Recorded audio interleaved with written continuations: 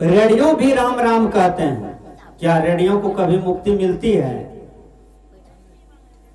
सुग्गा भी राम राम कहते हैं, तो सुग्गा को पिंजरा से मुक्ति मिलती है? नहीं। तो राम राम कहने से केवल मुक्ति नहीं मिलती है। जीवन भर पाप कीजिए, मरने के काल में राम राम कहिए तो मुक्ति मिल जाएगी? नहीं। इसलिए नहीं मिलेगी कि आपने राम को जाना नहीं, और सबके अंदर में जो रमैया राम है, उस राम से आपने कपटता पूर्ण व्यवहार किया है, इसलिए मुक्ति नहीं मिलेगी। एक जगह गुरुवर कबीर कहते हैं, पंडित बात बदे सो झूठा, राम के कहे जगत गति पावे, खाड़ कहे मुख मीठा। ए पंडित जी, तुम्हारी बात झूठ है। रोटी रोटी कहने से पेट भरेगा? बात बात कहने से पेट भरेगा? नहीं। पानी पानी कहने से प्यास बुझेगी? नहीं। गुरुवर कबीर पंडित को फटकारते हैं कि पंडित जी, आप कहते हैं कि बोल बम चले जाइए, जल ढार करके आइए, सारा पाप खत्म है। अयोध्या जी चले जाइए, तीर्थ करके आइए, सारे पाप खत्म। ऐसा नहीं होता है। पाप करने का फल तो राम को भी भोगना पड़ा। राम ने बाली को मारा, सुग्रीव के भाई को, और वही राम का जब जन्म कृष्ण अवतार में हुआ तो कृष्ण को ठेकुर में बाण मारा व्याधा, और भगवान कृष्ण कहते हैं, ए व्याधा, मैंने पूर्व जन्म में तुमको हत्या किया था, वही हत्या का बदला हमको कृष्ण वाला जन्म में देना पड़ा। तो राम को भी कर्म का फल भोगना पड़ा है। दशरथ को कर्म का फल भोगना पड़ा, राम के पिताजी को। कृष्ण भगवान को भोगना पड़ा, भीष्म पितामह को भोगना पड़ा, रामकृष्ण परमहंस को भोगना पड़ा। कर्म का फल हिंदू, मुसलमान, सिख, ईसाई, यहूदी, दुनिया का कोई भी मानव क्यों न हो, सबको भोगना पड़ता है। इसलिए हम कर्म सोच करके करें, समझ करके करें कि आखिर जो कर्म हम करने जा रहे हैं उसका रिजल्ट क्या होगा। हम अभी खेती करते हैं, मकई का, तो रिजल्ट तो जान रहे हैं ना कि जून में जो मकई काटेंगे तो परसों पर सोएंगे, इसलिए परिश्रम करते हैं। लोग पानी कादों में खूब अपना पैर को सड़ाते हैं, या घर में राजा बनते हैं, दाने पर सोया रहता है। तो जो परिश्रम किया है तो बाद में वो फल देखते हैं। इसलिए परिश्रम का फल मीठा होता है, आपने सुना होगा। तो हर आदमी को परिश्रमी बनना चाहिए, किसी को बैठ करके नहीं खाना चाहिए, आलसी वाला जीवन नहीं जीना चाहिए, समय बर्बाद नहीं करना चाहिए। विचारक सुकरात ने कहा कि जो समय को बर्बाद करता है तो समय भी एक दिन उनको बर्बाद कर देता है। ध्यान दीजिए मेरी बात पर। समय सबसे बड़ी संपत्ति है। समय से आप दुकान जाइए, घर चले आइए, क्या दिक्कत है? धनवान हो जाइएगा। समय से बिजनेस कीजिए, समय से व्यापार कीजिए, समय से काम कीजिए, समय से स्नान कीजिए, समय से भोजन कीजिए, समय से सत्संग कीजिए और समय से समाप्त कर दीजिए। इसमें क्या दिक्कत है? आपने समय का पालन किया है। विद्यार्थी समय पर जाते हैं और समय से चले आते हैं, वह विद्यार्थी का मान्य है। अभी देखिए आपके बिहार में शिक्षा मंत्री के पाठक जी आया है, और जो मास्टर बैठे बैठे कुर्सी तोड़ करके टका उठाने वाला सब था, सबका हालत खराब है। समय को जो पालन करना पड़ रहा है, विचार कीजिए। तो समय को जो पालन करते हैं वह बहुत बड़ा काम करते हैं अपने जीवन के साथ। इसलिए बैठ करके जीवन में गंवाना चाहिए। कबीर साहब भी कंबल बेचते थे, कहां बैठे रहते थे? महात्मा गांधी जिन्होंने देश को आजाद किया, नरम दल के नेता महात्मा गांधी, वो भी चरखा बुनते थे, कपड़ा बीनते थे और बेच करके खाते थे। महात्मा गांधी जो देश का राष्ट्रपिता बने हैं। डॉक्टर एपीजे अब्दुल कलाम इतने बड़े देश के राष्ट्रपति हुए, वैज्ञानिक हुए, वो भी बैठ करके नहीं खाते थे, कुछ न कुछ शोधन करते रहते थे। तो बैठ कर करके खाने वाले निकम्मा होता है, वो प्रकृति का बोझ है।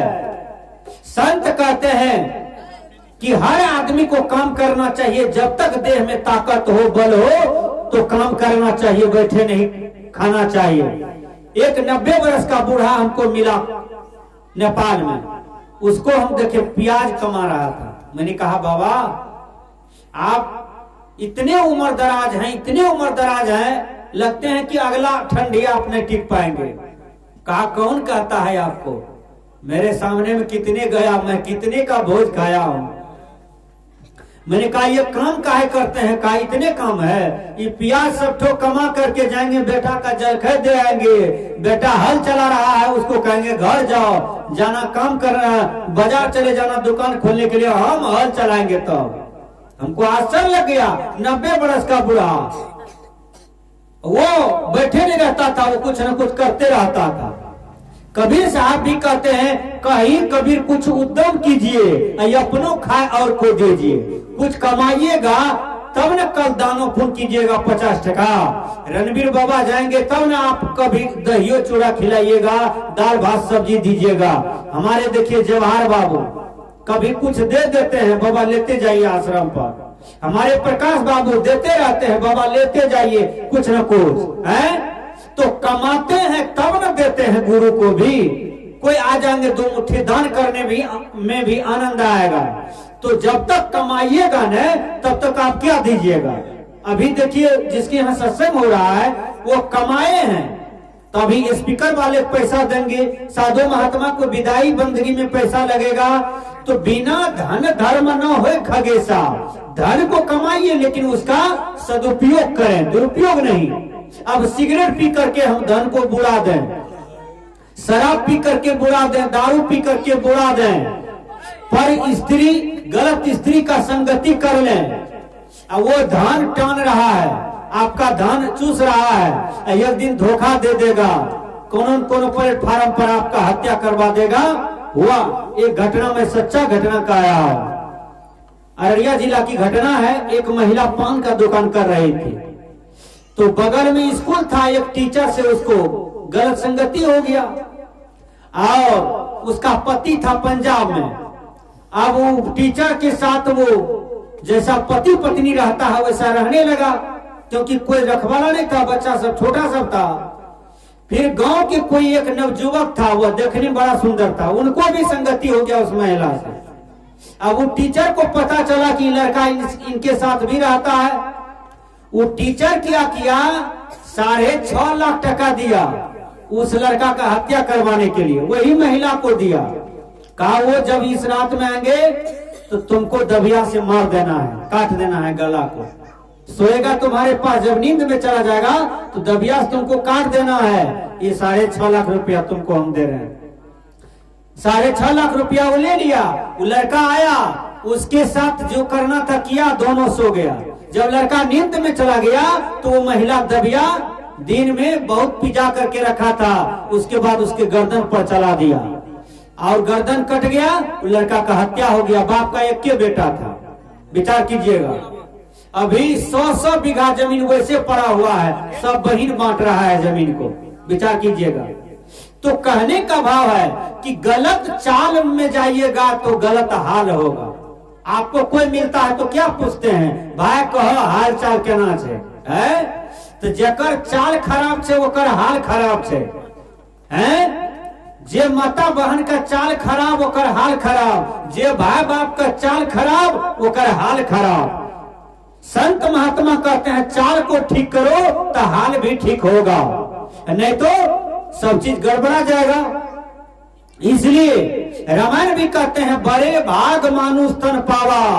गुरुवर कबीर भी कहते हैं मानुष जन्म दुर्लभ है, बहुरी न दूजी बार, पक्का फल जो गिर पड़ा तो बहुरी न लागे डार। गुरुवर कबीर कहते हैं कि ये मनुष्य जीवन जो मिला है बहुत बढ़िया जीवन है, आओ इस जीवन को आप व्यर्थ न गमाओ, इस जीवन को सजाओ। जैसे माली जब फूल लाता है और उसको माला बना करके और कोई चीज को जब सजाया जाता है तो कितना सुंदर लगता है, उसी प्रकार आप अपने जीवन को सजाइए। वो अस्त्र क्या है? दया, क्षमा, सत्य, शील, विचार, विवेक, वैराग, ये सब आभूषण है, मानव जीवन का कीमती आभूषण है। इससे अपने जीवन को सजाएं।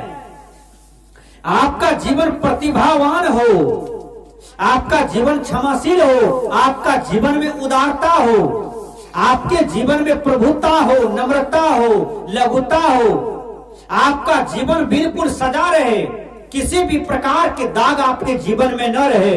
इसलिए गुरुवर कबीर कहते हैं मानुष जन्म दुर्लभ है।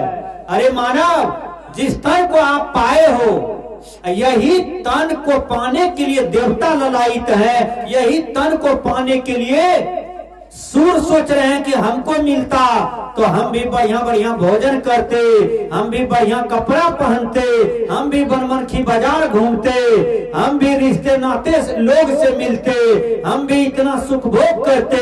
देवता ललायित है और जिस मनुष्य को मिला है वो बेचारा शराब पी करके बनमनखी के गंदगी में घोलटा हुआ है। ये मानव जीवन को दुरुपयोग कर रहा है। एक शराबी को हमने देखा 1 जनवरी में, वो शराब पी करके कीचड़े में उसका मुंह फंसा हुआ था, नाली जो होता है, और एक आदमी क्या उसको घोलटा दिया, और घोलटा दिया, बगल में कुत्ता का पैखाना था, वो महकता होगा तो शराबी कहता है रे कौन अगरबत्ती जलाया है रे, बड़ी सेंट कर रहा है रे। नशा में कुत्ता की पैखाना को वो अगरबत्ती का सेंट कर रहा था। अब विचार कीजिए कि इतना सुंदर जीवन को हम गड़बड़ा देते हैं। संत महापुरुष कहते हैं संभलो, अपने आप को सुधारो।